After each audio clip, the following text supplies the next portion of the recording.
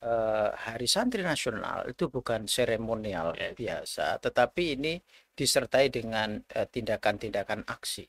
Antara lain melatih santri-santri bela negara dengan silat. Misalnya, semua kandidat datang ke pondok pesantren, Yes. lalu menawarkan janji. Yes. Nanti kalau terpilih mau apa dia? Itu santri udah mendengarkan dengan seksama, lalu berpikir, ini bisa nggak dia mewujudkan janjinya? Yes. Nah, itu dilihat itu bagaimana rekam Heeh. jejaknya. Jadikan asrama di pondok-pondok pesantren sebagai sarana untuk membangun semangat kebersamaan, persaudaraan Indonesia, dan penghormatan terhadap kesucian adat istiadat. Tentu semangatnya adalah eh, beribadah ya kepada Allah, melayani masyarakat. Nah, Pak Prabowo masuk di situ. Siangnya makan. Nah, iya kan? Jadi tepat sasaran.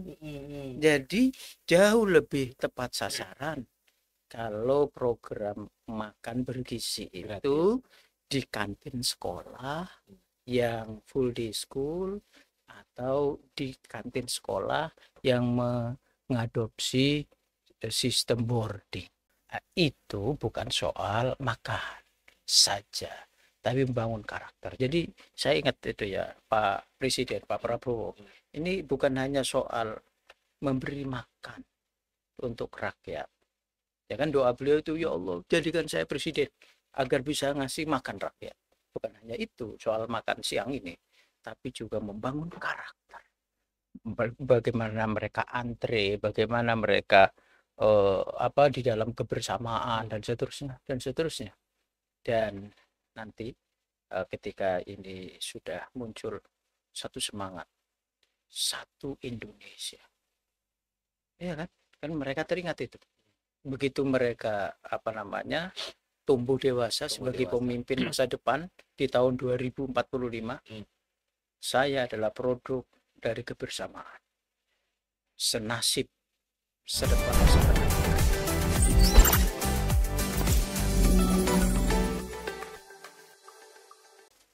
Assalamualaikum warahmatullahi wabarakatuh. Selamat sore, Sobat Ekbis dimanapun Anda berada di sore hari ini. Alhamdulillah di studio Ekbis Banten sudah hadir. Ini narasumber Faiz yang luar biasa. Beliau adalah Dekan FKIP Untirta, akademisi adalah Bapak Dr.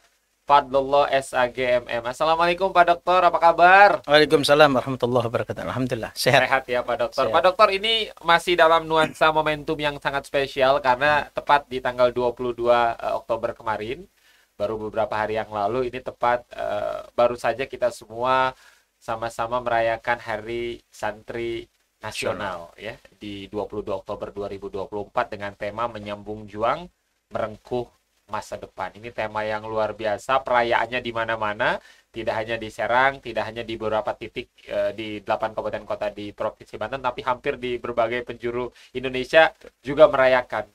Bagaimana Hari Santri Nasional ini tidak hanya sebatas seremonial saja, Pak Dokter melihatnya? Ya, kita lihat di banyak pondok pesantren, satu di antaranya di SD Al-Quran Amirul Mukminin, kita melatih anak-anak kita itu silat.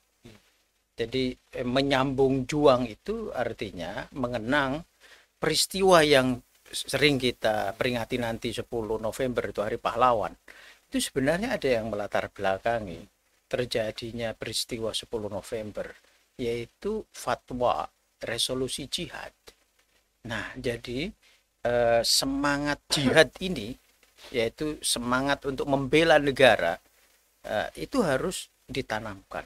Jadi Hari Santri Nasional itu bukan seremonial biasa, tetapi ini disertai dengan tindakan-tindakan aksi. Antara lain melatih santri-santri bela negara dengan silat. Jadi kalau sholat itu udah mendarah daging. Jadi seluruh santri itu mesti sholat. Nah, sholat berjamaah itu artinya bersama-sama. Yes. Tapi pada saat yang sama juga berlatih silat. Yes. Nah, jadi Kang Faiz, Banten itu meskipun luasnya tidak seluas Jawa Timur, Jawa Tengah, atau Jawa Barat, tapi pantainya paling panjang. Dan kita punya Samudra Indonesia yang nanti terus sampai ke Christmas, eh, Pulau Christmas ya kan, Australia. Australia. Nah kemudian kita ada Selat Hmm. Sunda ya, antara Jawa dan Sumatera. Kemudian kita ada Teluk Banten dan ada Laut Jawa. Yes. Nah siapa yang menjaga kedaulatan negara ini? Siapa yang menjaga kepulauan kita ini? Ya para santri. Siap. Makanya sholat berjamaah digalakkan dan santri-santri dilatih dengan silat untuk bela negara. Siap. Karena Pak Is perkenalkan juga kawan-kawan, sobat Ekbis dimanapun kawan-kawan berada, selain dekan dari FKI PU Tirta, Pak Fat ini juga founder dari SDQ Amirul Mukminin. Oh iya. Ragas ya, Pak Ustadz ya. Betul, di Pulau Ampel. Siap Pak, ini kan peringatan Hari Santri tahun ini mungkin agak sedikit berbeda dengan tahun-tahun sebelumnya. Di mana peringatan Hari Santri tahun ini, kalau di Banten ini mendekati, bahkan di seluruh Indonesia mendekati pilkada serentak. Ya. Bagaimana Pak Dokter melihat bagaimana, karena sekarang banyak juga nih, mohon maaf nih, para calon yang datang ke Ponpes, Ya. sowan. Apakah ini memang seperti apa dari kacamata Pak Dokter? Nah ini yang menarik sekali, bahwa bela negara itu bukan hanya misalnya dengan pendekatan militeristik tadi, yang latihan silat itu kan kesannya militeristik, mempertahankan negara dari serangan musuh luar. Bukan hanya itu, bela negara juga diwujudkan dengan sikap kita yang kritis. Makanya di pesantren itu belajar ilmu mantik. Jadi ilmu mantik itu adalah kemampuan untuk menganalisis wacana kritis. Jadi para santri itu sudah dilatih sejak dini bahwa bahasa itu dikonstruksi, dibangun oleh seseorang. Nah, ketika bahasa itu dikonstruksi oleh seseorang, maka tidak cukup membaca teks.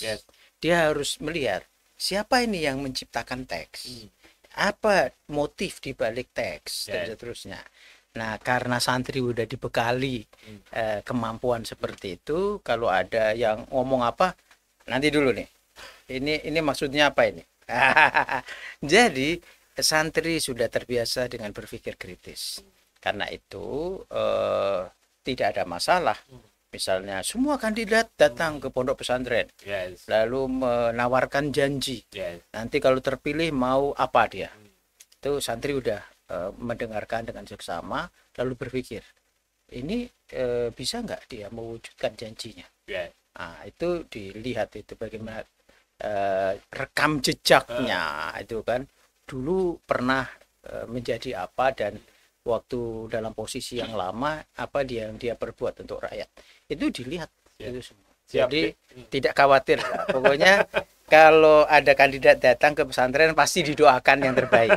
Siap. Ya, Jadi kan? kalau Pak Dokter melihat santri-santri kita sekarang ini udah lebih kritis, sudah bisa melihat bagaimana tujuan datang ke pondok pesantren, dan nggak masalah Pak Dokter. Nggak ada masalah. Jadi nah, kita juga beruntung sekarang KPU sebagai penyelenggara pemilu itu juga sudah mulai cerdas. Kalau dulu kan dilarang kampanye di kampus atau di satuan pendidikan, sekarang boleh. Pak Dokter, kalau kita melihat jumlah pondok pesantren di Provinsi Banten kan ini jumlahnya luar biasa banyak. Bahkan Provinsi Banten sendiri disebut sebagai kota 1000 kiai, 1.000.000 santri. Tentu ini akan menjadi modal yang sangat utama bagaimana. Bukan 1000 kali, beribu.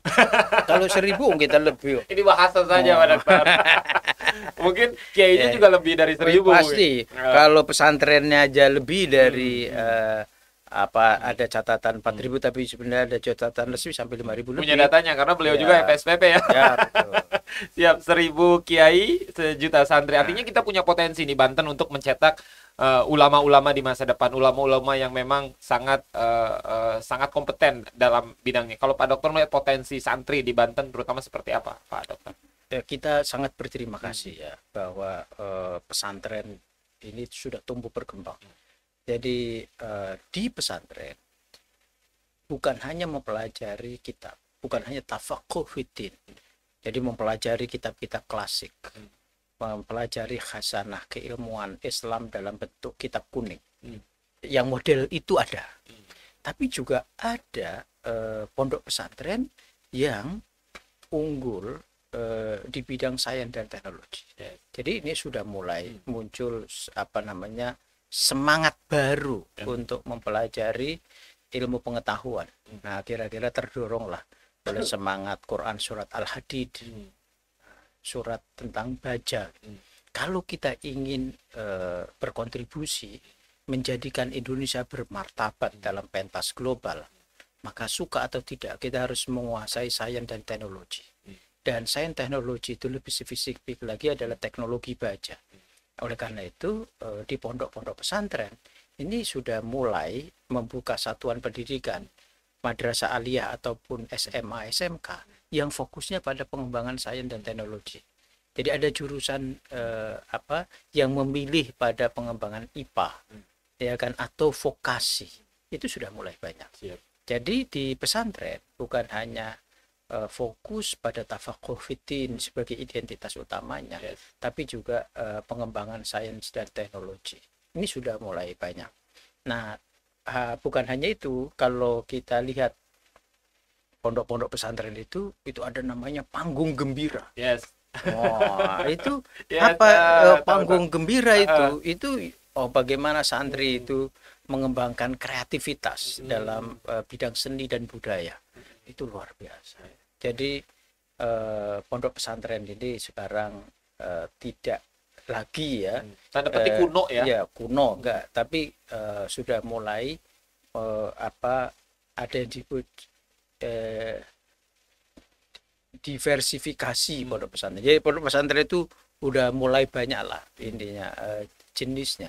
Selain pondok pesantren yang fokus pada tafaquh fiddin, ada juga pondok pesantren yang mengembangkan sains dan teknologi, dan ada juga pesantren yang mengembangkan seni dan budaya. Ini karena memang luar biasa kalau kita lihat bagaimana jumlah pondok pesantren yang ada di Banten, kemudian jumlah santri dan lain sebagainya, ini tentu akan menjadi potensi yang sangat besar tentunya bagi Provinsi Banten agar bagaimana ke depan dapat melahirkan generasi-generasi yang Qurani, yang cerdas, yang unggul, yang tentunya nanti akan membawa kemajuan untuk Provinsi Banten itu sendiri ya Pak Dokter. Pak Dokter, artinya kalau kita melihat begitu banyaknya pondok pesantren, begitu banyaknya santri, tentu ada tantangan juga di sana Pak Dokter. Kalau dari kacamata, dari sisi akademis, tantangan ke depan untuk pondok pesantren, terutama apa Pak Dokter di Provinsi Banten? Ini kita tantangannya ke Pak Prabowo ini.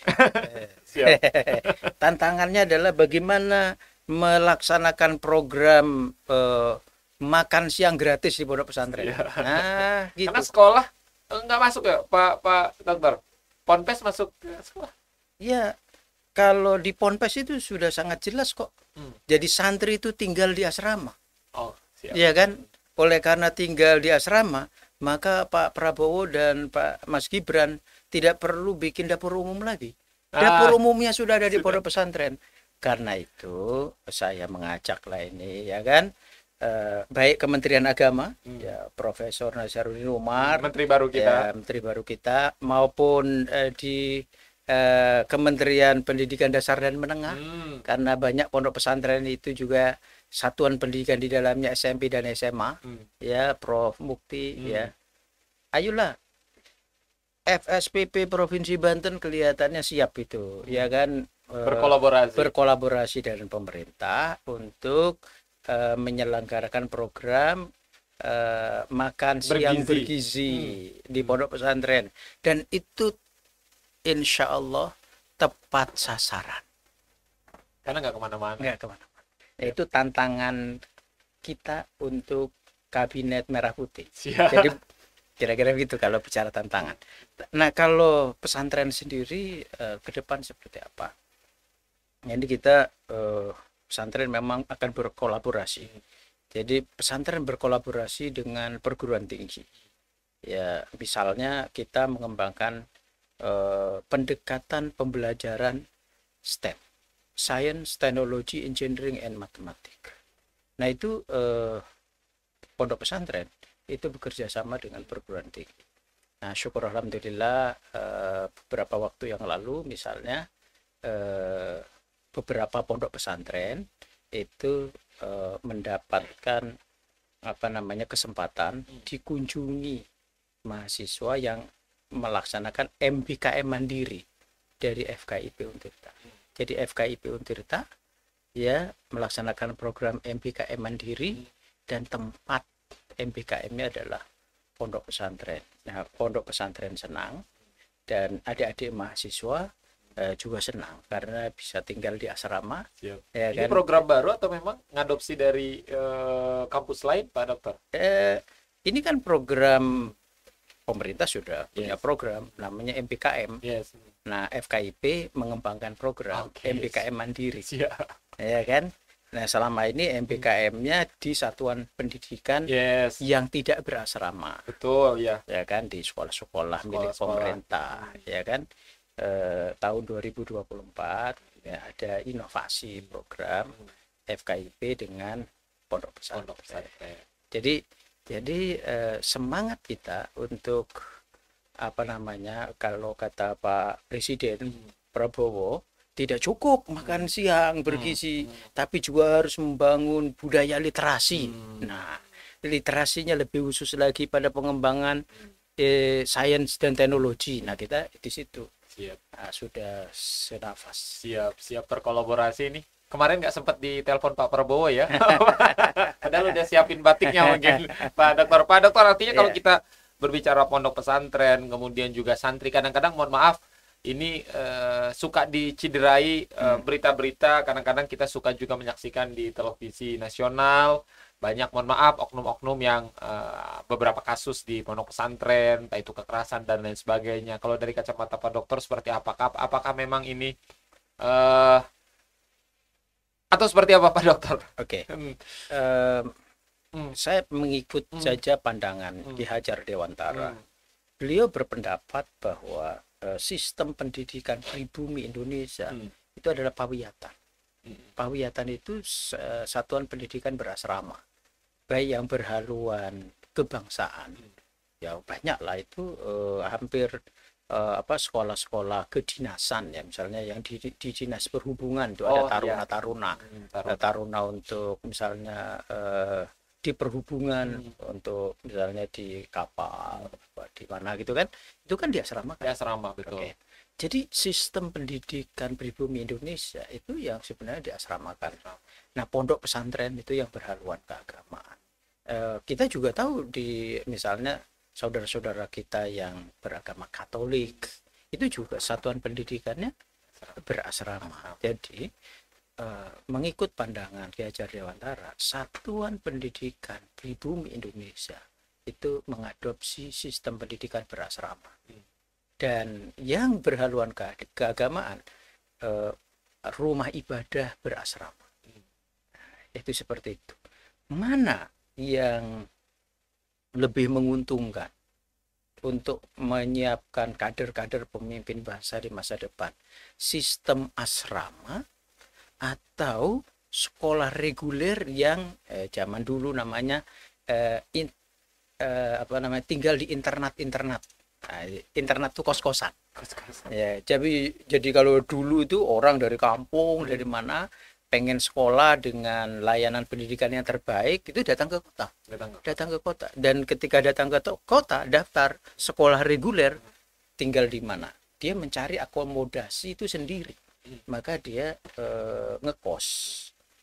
Ki Hajar Dewantara bertanya, mana lebih baik? Di satuan pendidikan berasrama dengan pengawasan pendidikan 24 jam, 24 jam, betul. Atau di sekolah reguler, lalu akomodasinya bayar sendiri, merencanakan sendiri, mereka tidak dalam pengawasan pendidikan. Yes, betul. Mana lebih baik? Yang berasrama. Nah, jika ada masalah, ya kan, seperti ditanyakan Kang Faiz tadi, saya sih boleh melakukan pembelaan seperti ini. Pada pakaian yang putih seperti ini, kalau ada noda kecil, itu memang kelihatan. Tapi kalau memang lingkungannya sudah ada masalah, ketika ada masalah dianggap biasa. Nah, kira-kira begitu ya kan. Kita itu tahu betul tuh tantangan kita sekarang lagi ramai ini kan, ya, digoreng kadang-kadang. Dan di Kabupaten Serang, di beberapa tempat Banten ini juga ada rame kan soal narkoba, soal minuman keras, soal terlilit pinjol, soal judi online. Nah, kalau di satuan pendidikan berasrama seperti pondok pesantren, nah itu aman lah dari hal-hal seperti itu. Tapi kalau sekolah reguler lalu ngekos di internat kata Ki Hajar Dewantara, nah itu kita tidak tahu. Siap, terima kasih banyak Pak Dokter, ini luar biasa apa yang beliau sampaikan. Pak Dokter, artinya di momen Hari Santri di tahun 2024 ini sebagai orang yang telah banyak berkecimpung di dunia pendidikan, Pak Dokter, baik pendidikan keagamaan maupun pendidikan non keagamaan, apa harapan Pak Dokter tentunya untuk para santri-santri yang ada di Banten? Ya, harapan saya adalah bagaimana menjadikan asrama itu sebagai miniatur kehidupan kebangsaan kita yang pluralistik. Jadi datang dari berbagai daerah dengan kulturnya masing-masing. Jadikan asrama di pondok-pondok pesantren sebagai sarana untuk membangun semangat kebersamaan, persaudaraan Indonesia, dan penghormatan terhadap kesucian adat istiadat. Tentu semangatnya adalah beribadah ya kepada Allah, melayani masyarakat. Nah, kira-kira seperti itu. Siap. Nah, kemudian nanti untuk satuan pendidikan yang tidak berasrama, saya lebih mendukung bagaimana adik-adik ya yang misalnya SMP, SMA itu belajarnya full day. Jadi mereka datang dari pagi kemudian pulang sampai sore. Mereka sholat, kalau yang beragama Islam sholat duha bersama di situ, kemudian sholat asar bersama. Itu ingat Kang Faiz, kalau kita pulang sekolah dulu, wal asri innal insana lafi khusrin illal ladzina amanu wa amilus salihati wa tawassaw bil haqqi wa tawassaw bis sabr. Habis sholat asar doa bersama pulang.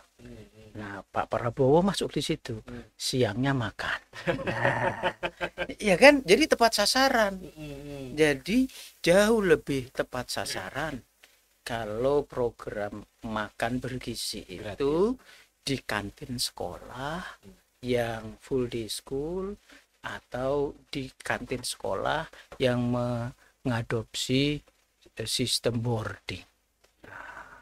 Ini udah banyak masukan nih Pak Prabowo langsung dari Pak Patin ya, dan masukannya luar biasa tadi ya terkait pondok pesantren dan juga untuk sekolah-sekolah ya, boarding, bagaimana prosesi makan bergizi gratis tadi Pak Dokter. Ingat loh kata Imam Al-Ghazali, makan itu bukan soal perut, tapi makan itu soal membangun karakter.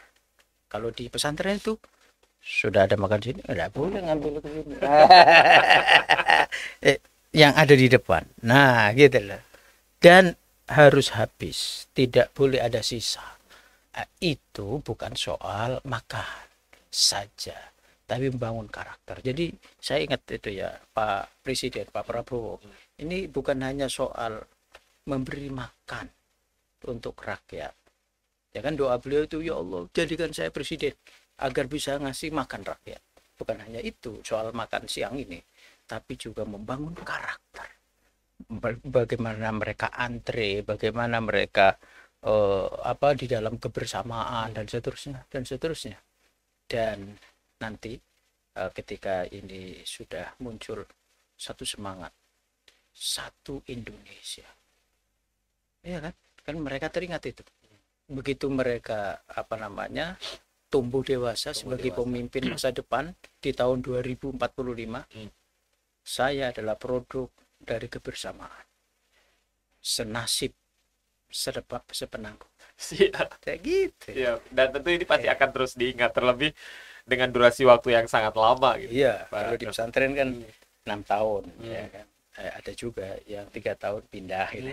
Siapa Dr. Faiz masih penasaran nih, karena Pak Dokter selain dekan di FKIP Untirta juga sebagai founder dari SDQ Amirul Mukminin ya. Pak Dokter ini masih kepo-kepo dengan SDQ Amirul Mukminin. Di tengah kesibukan Pak Dokter yang luar biasa ini menyempatkan untuk bisa membangun sebuah sekolah fokus belajar Al-Quran, mendirikan sekolah untuk masyarakat Ragas ya Pak. Ini awal tercetusnya seperti apa keresahan Pak Dokter sehingga lahirlah sekolah SD Ki Amirul Mukminin ini, Pak. Oh ya, jadi ini didirikan dalam suasana pandemi. Pandemi. Jadi pada masa itu ibu-ibu itu kira-kira ada keresahan. Wih, anak kita harus bisa ngaji, harus bisa muaca. Anak saya nggak bisa membaca Quran, tidak bisa membaca huruf Latin. Ya kan? Terus gimana? Ya sudah, jangan menggerutu dengan suasana gelap. Mari kita nyalakan lilin. Kan begitu. Udah, kita nggak perlu ngomel-ngomel. Ya, kita kalau Bapak Ibu berkenan, kita bikin sekolah. Nah, sekolahnya diberi nama SD Al-Quran. Pusatnya masjid, yaitu Masjid Al-Yaqin. Nah, di situ tempat saya melanjutkan orang tua saya, ya, yaitu mengisi majelis taklim. Jadi majelis taklim ibu-ibu itulah, ada ibu-ibu muda, ada juga yang sudah sepuh-sepuh, nenek-nenek di situ. Oke, terus gimana? Ya sudah. Akhirnya gotong royong, alhamdulillah ada yang menyumbang batu, ada yang menyumbang abu batu, ada yang menyumbang batu split, ada juga yang nyumbang uang untuk upah tukang dan seterusnya. Nah, semangat dari SD Al-Quran Amirul Mukminin itu adalah membangun budaya literasi, terutama gerakan membaca, yaitu membaca Al-Quran dan membaca buku yang lain. Karena ini kan perintah Allah yang pertama kan, Iqra bismi rabbikal ladzi khalaq, khalaqal insana min 'alaq itu. Di Iqra itu jelas di situ. Kemudian kita punya tagline inspirasi Al-Quran dan gerakan sedekah. Jadi adik-adik yang di situ sedekah setiap hari. Kalau nggak punya duit, senyum itu sedekah. Dan ternyata sedekah senyum itu jauh lebih sulit. Kata ibu-ibunya, nggak bisa senyum kalau nggak punya duit. Ya, jadi ya sudah, kalau begitu yang penting nggak boleh menangis, harus riang gembira ketika datang ke sekolah. Dan sekolah ini ciri khasnya selain belajar Al-Quran, sholat duha setiap hari, kemudian pulang sesudah sholat asar seperti yang saya ceritakan tadi, ciri khasnya adalah makan siang bersama. Jadi sebelum Pak Prabowo ada gerakan makan siang. Nah, di sekolah ini sudah makan siang bersama sejak 4 tahun yang lalu. Kenapa makan siang bersama? Tadi karena ini kita dibangun dalam suasana pandemi, jadi masjid dan sekolah menjadi posko untuk penanggulangan dampak sosial ekonomi dari COVID-19. Nah, nanti kalau teman-teman yang berkenan ya silahkan. Nah, ini ikutlah bersama-sama dalam gerakan ini, baik langsung di sekolah SD Al-Quran Amirul Mukminin atau di sekolah-sekolah yang lain. Jadi kalau makan bersama itu enaknya kalau kita cuman bawa kerupuk, ada teman kita yang bawa ikan, bisa minta tuh ikan. Ya, jadi mumpung masih dini, ya anak SD masih dini, mulai diajarkan tentang kebersamaan. Jadi tantangan terbesar kita ke depan itu kan individualisme dan kapitalisme. Itu. Jadi ketika kita merdeka, bebaskan Indonesia dari penjajahan, yang menjajah Indonesia itu semangat adalah semangat keserakahan individualisme dan kapitalisme. Nah, kita baca itu pikirannya Bung Karno, kita baca pikirannya Bung Hatta, kita baca pikirannya Syahrir, kita baca pikirannya Mr. Rom, Tan Malaka dan seterusnya. Apa sih semangat kita? Sosialisme Indonesia. Ya kan? Semangat gotong royong. Nah, jadi SD Al-Quran Amirul Mukminin itu, kalau saya boleh bikin ada tagline yaitu sekolah bertaraf tanpa tarif. Sekolah bertaraf tanpa tarif. Ada berapa sekarang Pak Dokter? Ya, kelas 1, 2, 3, 4 sekarang, masing-masing 2 rombel lah gitu kan. Jadi di total berapa itu? Jadi 4 kali 2 berarti ya.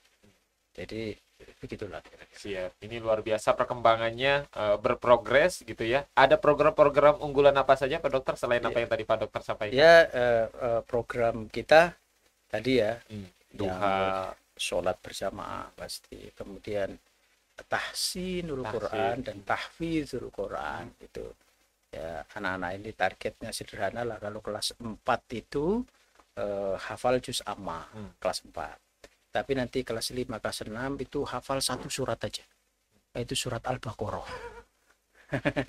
Ya, surat Al-Baqarah. Al-Baqarah itu kelas 4, kelas 5 kelas 6. Tapi kelas 1 2 3 4 itu selesai juz ke 30 gitu. Dan ada ayat-ayat tahlil. Ayat-ayat tahlil. Jadi itu mereka menghafal. Siap. Pak Dokter, tentu dalam proses satuan pendidikan Pak Dokter sebagai founder di SDQ Amirul Mukminin ada target-target, ada visi dan misi yang ingin dicapai 2, 3, 4, 5 tahun ke depan. Apa yang ingin dicapai? Jadi di SD Al-Quran Amirul Mukminin itu kami tidak hanya mendidik anak, tapi yang jauh lebih penting justru sebelum SD ini diberikan sudah ada majelis taklimnya. Betul. Jadi yang kita bangun adalah masyarakat belajar. Jadi bukan hanya anak-anak tunas baru sebagai pemimpin masa depan, tapi begitu mereka pulang nyampe rumah, ibu dan neneknya itu punya pikiran yang sama untuk membangun Indonesia Raya yang maju, adil dan sejahtera. Yes. Jadi itu ya visi, misi dan mimpi yang ingin dicapai. Jadi bukan hanya mendidik anak, tapi membangun masyarakat belajar. Siap. Pak Dokter luar biasa di momentum yang sangat spesial, tidak lelah-lelahnya untuk membangun generasi penerus, tidak hanya di kampus tapi juga di sekolah SD seperti itu. Harapannya Pak Dokter di momen Hari Santri ini dan pesan-pesan ingin Pak Dokter sampaikan untuk para santri di seluruh Provinsi Banten seperti apa? Ya, jadi untuk semua santri, jadikan Al-Quran sebagai pedoman hidup. Kita yakinkan bahwa Pancasila sebagai dasar negara, Undang-Undang Dasar 45 itu adalah intisari dari ajaran agama kita, Islam. Karena pondok pesantren ini visinya adalah Islam, ya kan. Kemudian kita pastikan seluruh pimpinan pondok pesantren, para kiai bunyai itu tulus ikhlas, ya.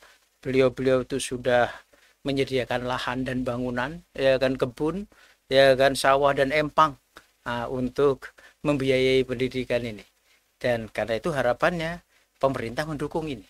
Alhamdulillah kita sudah ada undang-undang pesantren, maka harapannya ya pemerintah pusat, pemerintah provinsi, kabupaten, kota, ayo kita majukan pesantren ini. Ya, tidak akan rugi kalau pemerintah mendukung pondok pesantren, tidak akan rugi. Saya yakin kan, Indonesia Raya kita akan tetap utuh terjaga bersama pesantren. Seperti itu. Siap, karena resolusi JIA juga muncul dari pesantren, Pak Dokter. Semangat bela negara itu bagian dari jihad fisabilillah. Cinta tanah air sebagian daripada iman, Pak Dokter ya. Jadi tidak hanya kebersihan, tapi cinta tanah air dan rasa cinta itu salah satunya dibangun dari pondok pesantren. Terima kasih banyak Pak Dokter, luar biasa. Terima kasih banyak juga buat teman-teman sobat Ekvis yang sudah menyaksikan obrolan Faiz di sore hari ini bersama dengan Pak Dr. Fadlullah, Dekan FKIP Untirta, akademisi yang juga sebagai founder dari SDQ Amirul Mukminin. Faiz pamit, Pak Dr. pamit, selamat sore dan assalamualaikum warahmatullahi wabarakatuh.